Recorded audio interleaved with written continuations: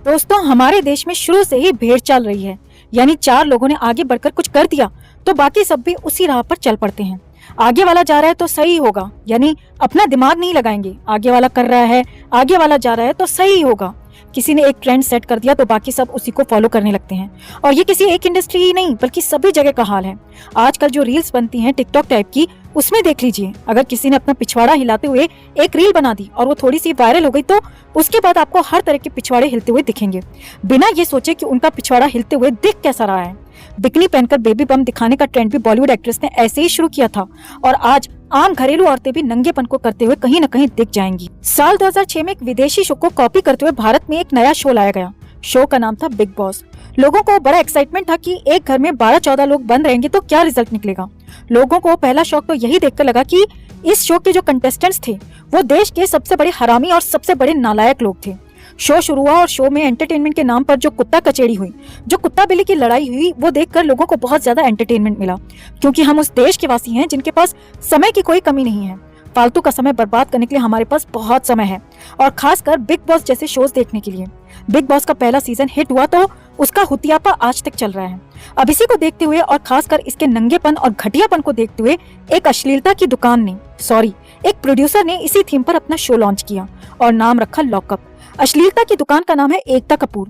TV और फिल्मों में औरतों को सिर्फ सेक्स करने की चीज बताने वाली एकता कपूर ने अपने लॉकअप शो में भी अश्लीलता फैलाने में किसी भी तरह की कोई कमी नहीं छोड़ी।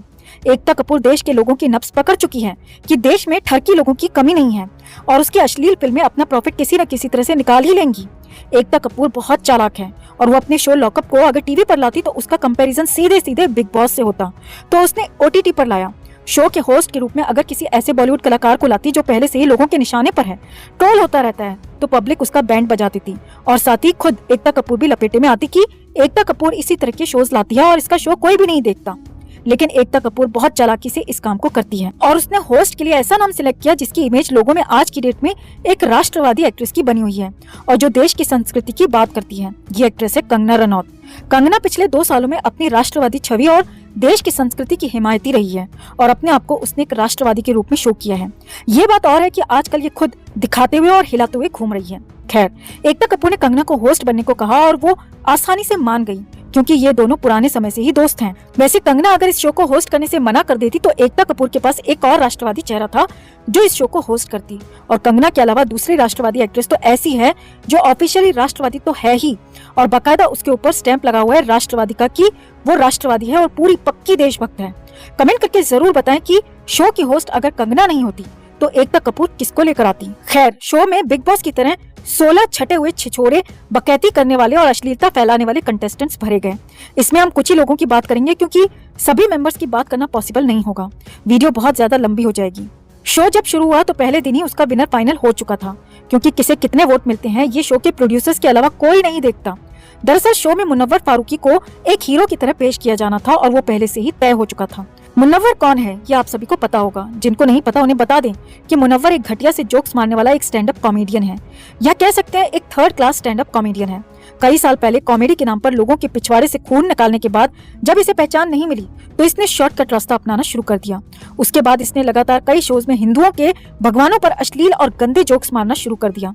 पहले तो चर्चा में आना शुरू हुआ और फिर धीरे धीरे विवाद होना शुरू हो गया। विवाद हुआ तो कुछ FIRs भी हुई और FIR होने के बाद ये बंदा अरेस्ट कर लिया गया और 1 महीने जेल में बंद रहा। जेल में बंद रहने के दौरान मुनव्वर का नाम पूरे देश में काफी हद तक फेमस हो चुका था और ये तुच्चा सा कॉमेडियन जिसको कई साल से कोई जानता नहीं था, नेशनल बेचारा बन चुका था कि जोक मारने को लेकर एक बेचारे मुनव्वर को जेल में बंद कर दिया।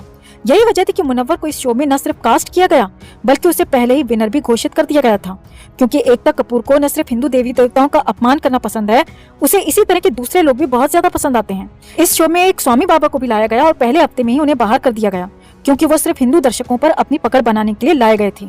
इसके अलावा एक प्रतिभागी थी पूनम पांडे। पूनम पांडे को आप आउटसाइडर एकता कपूर कह सकते हैं। उसके लिए भगवान जी ने किसी भी तरह की कोई लिमिट नहीं दी। वो जब मर्जी जहां मर्जी अपना गुप्त खजाना खोल के बैठ जाती है।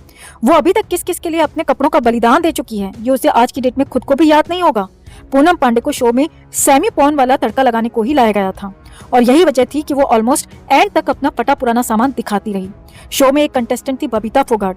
बबीता वैसे तो एक रेसलर है लेकिन वो आजकल बीजेपी के नेता के रूप में चर्चा में रहती है। यही वजह है कि एकता ने बबीता को लिया क्योंकि बबीता भी एक हिंदूवादी सोच रखती है।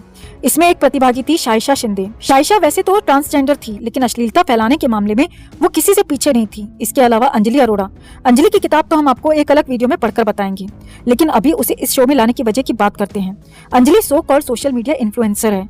इनके पास गोरी चमड़ी के अलावा और कोई ना तो खूबी है और ना ही किसी भी तरह का कोई टैलेंट है। ये भी सिर्फ पिछवाड़ा हिलाकर ही फॉलोअर्स गेन करती है।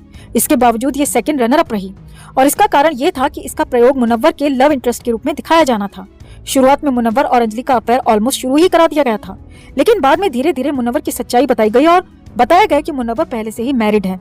मुनव्वर मैरिड था, फिर भी वो अंजलि के साथ इंटीमेट होता हुआ दिखाया जा रहा था। उसके प्राइवेट पार्ट्स पर हाथ रखता था, उसके साथ फ्लर्ट करता था, क्योंकि वो मुस्लिम था और अंजलि अरोड़ा हिंदू थी। अब आप सोचेंगे कि ये लव जिहाद था, तो हमारा जवाब होगा नहीं। मुनव्वर खुद करता तो लव जिहाद हो सकता था और इसको एक लव जिहाद का नाम दिया जा सकता था अगर ये चीजें मुनव्वर की मर्जी से होती तो। लेकिन मुनव्वर ने वही किया जो शो के प्रोड्यूसर्स ने उससे करने को कहा। दरअसल एकता कपूर खुद भी इसी तरह की चीजें दिखाना चाहती थी और वो शो को थोड़ा विवादित बनाना चाहती थी। वो दिखाना चाहती थी कि हिंदू धर्म की लड़कियां और मुस्लिम धर्म के लड़के का अफेयर बहुत ही नॉर्मल बात है। एकता ने इनका अफेयर काफी हद तक भुनाया भी था और बाद में ये भी बता दिया कि मुनव्वर मैरिड है, और उससे भी बड़ी बात कि मुनव्वर की बाहर भी एक गर्लफ्रेंड है जो आजकल सोशल मीडिया पर छाई हुई है। इस शो का मकसद हिंदू धर्म को नीचा दिखाना था। इसके लिए हम आपको वजह भी बताएंगे, लेकिन पहले मुस्लिम व्यूअर्स के लिए हम एक बात कहेंगे कि हम यहाँ पर किसी भी धर्म के अगेंस्ट बात नहीं कर रहे हैं दोस्तों। अगर हम मुस्लिम और हिंदू की बात कर रहे हैं तो इसका मतलब ये नहीं है कि हम मुसलमानों के खिलाफ बात कर रहे हैं। हम यहाँ पर एकता कपूर की सोच के खिलाफ बात कर रहे हैं। हम यहाँ पर बात कर रहे हैं एकता कपूर की उस घटिया सोच पर जिसने अपना शो चलाने के लिए हिंदू मुस्लिम विवाद को बहुत चालाकी से यूज किया और शो को हिट कराकर हिंदू धर्म को नीचा दिखा दिया और एक धर्म को ऊंचा दिखाने की नाकाम कोशिश की है। ना तो इसमें किसी भी तरह से मुनव्वर की गलती बताई जा सकती है और ना ही इसमें अंजलि की और ना ही कंगना रनौत की। इसमें सारी गलती है इस शो के राइटर्स की और इस शो के प्रोड्यूसर की।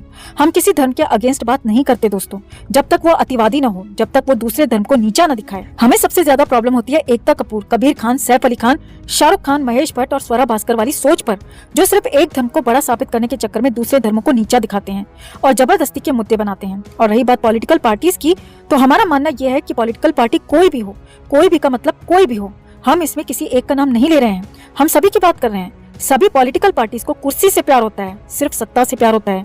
उनके लिए राम मरो, रहीम मरो, एंथनी मरो या गुरप्रीत मरो, उनकी बला से, उन्हें सिर्फ कुर्सी चाहिए। इसीलिए पॉलिटिकल लोगों को इस मुद्दे में ना ही घुसाएं तो ठीक होगा। एकता कपूर इस शो में एक हिंदू संत को लेकर आती है और हिंदू संत को पहले हफ्ते में ही बाहर का रास्ता दिखा दिया जाता है, क्योंकि ये दिखाना असली मकसद था कि हिंदू जो संत होते हैं उनमें अंदर से कोई टैलेंट नहीं होता है, वो सिर्फ बातें करते हैं और इस तरह के शोज में वो कम्पीट नहीं कर पाते हैं। वरना किसी मौलवी या इस्लामिक धर्म गुरु को भी शो में लाया जा सकता था, लेकिन किसी भी मौलवी को शो में नहीं लाया गया।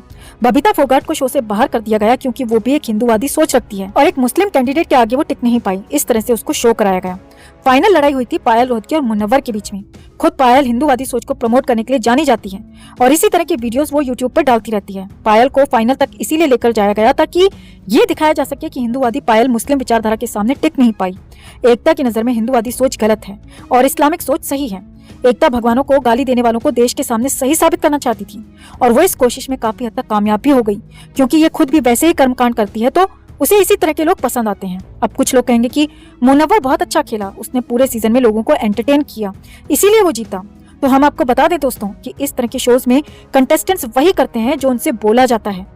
जितने भी रियलिटी शोज हैं वो सारे के सारे स्क्रिप्टेड होते हैं, वो पहले से ही तैयार की हुई कहानी में एक्ट करते हुए दिखाई देते हैं। इस शो में जानबूझकर दो धर्मों की विचारधारा का यूज किया गया। शो के अंदर ना तो मुनव्वर गलत था और ना ही पायल और ना ही कंगना रनौत। उनको पैसे मिले और जो कहा गया उन लोगों ने वही किया। और सबसे बड़ी बात कि कंगना को होस्ट के रूप में लाना भी इसी प्लानिंग का हिस्सा था। खुद कंगना बहुत बड़ी हिंदूवादी बनती है, लेकिन एकता ने अपनी दोस्ती दिखाकर और थोड़ा सा पैसे का लालच दिखाकर बहुत ही चालाकी से हिंदूवादी सोच रखने वाली लड़की के सामने लव जिहाद कराया, हिंदू संत को कमजोर दिखाया और हिंदू सोच को कमजोर दिखाकर अपने आप को सही साबित कर दिया। मुनव्वर फारूकी के कैरेक्टर को इस तरह से लोगों के सामने रखा कि वो बहुत ही भोला भाला, मासूम और एकदम आम आदमी दिखे, ताकि लोगों के इमोशंस उसके साथ अपने आप जुड़ते चले जाएं और जब लास्ट में उसको विनर घोषित किया जाए तो हर किसी को यही लगे कि जीत का असली हकदार यही बंदा था। और ये सब किया जाता है राइटिंग से, डायरेक्शन से और पिक्चराइजेशन से। आपने ऐसी बहुत सारी फिल्में देखी होंगी दोस्तों जिसमें हीरो जो होता है वो खूनी दरिंदा और पूरी तरह से अत्याचारी होता है, लेकिन फिल्म देखते समय हमारी सिंपैथी फिर भी उसी हीरो के साथ होती है जो मर्डर कर रहा होता है। यही राइटिंग का असली कमाल होता है कि गलत को भी इस तरह से पिक्चराइज किया जाए कि वही दुनिया का अंतिम सत्य है कि ये सही है और बाकी सब गलत है। वो कत्ल करते हुए भी सही दिखता है। ये राइटिंग का कमाल होता है। बाकी आप खुद समझदार हैं। हमारे कहे हुए पॉइंट्स को अगर आप रिवाइज करेंगे, खुद से सोचेंगे, तो आपको पूरी कहानी क्लियर हो जाएगी। आपको पता चल जाएगा कि शो की जो थीम थी, शो का जो कॉन्सेप्ट था, वो एक धर्म को ऊंचा दिखाना था और दूसरे धर्म को नीचा दिखाना था। एकता कपूर की सोच हमेशा यहीं तक सीमित होती है कि वो पैसे कमाने के लिए इस तरह के विवाद खड़े करती रहती है। एकता ने बहुत चालाकी से हिंदूवादी विचारधारा को नीचा दिखा के और देवी देवताओं को गाली देने वालों को देश के सामने हीरो बना दिया। आने वाले समय में मुनव्वर खतरों के खिलाड़ी समेत और भी कई टीवी शोज में दिखने वाला है और एकता कपूर की फिल्म या टीवी सीरीज में भी ये दिख जाए तो इसमें हैरान मत होइएगा। अगर लॉकअप शो को लेकर आप हमारी बातों से सहमत हैं तो खबर को लाइक और शेयर कर अपना प्यार और सपोर्ट जरूर दिखाएं। कमेंट में अपनी बात, अपनी राय भी जरूर रखें। चैनल के साथ जुड़कर चैनल को सब्सक्राइब कर हमारी